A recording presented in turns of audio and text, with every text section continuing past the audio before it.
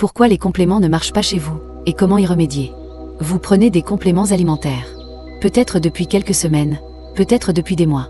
Vitamine C, magnésium, oméga 3, zinc, vous avez tout essayé.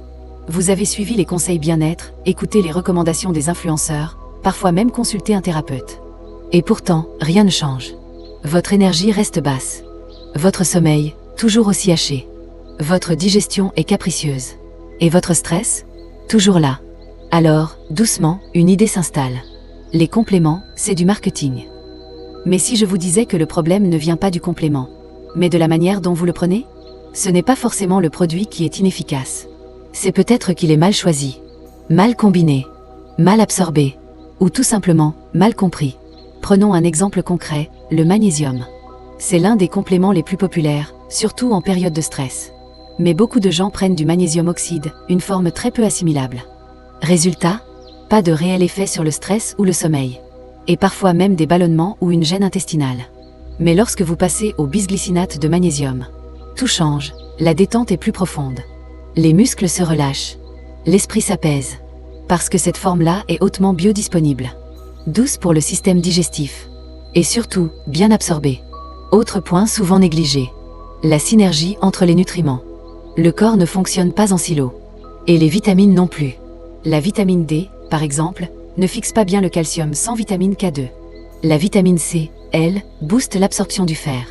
Et pourtant, combien de gens prennent ces nutriments isolément? Sans penser aux interactions? Pire, certaines associations s'annulent. Prendre du magnésium en même temps que du calcium peut réduire l'absorption des deux. Le timing et la logique de prise sont essentiels. Et justement, le moment où vous prenez vos compléments compte. Un complément pris au mauvais moment de la journée peut voir son efficacité divisée par 2. Le magnésium, encore lui, est bien plus efficace le soir, quand le corps cherche à se détendre.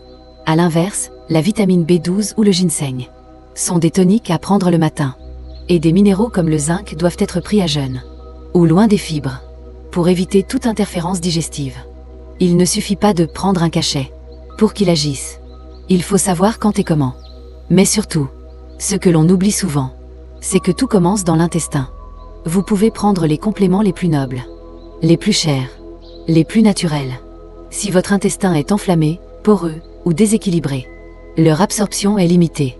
C'est pourquoi, avant tout, il faut réparer le système digestif, avec de la glutamine, des probiotiques ciblés, des plantes comme le curcuma ou la quercétine.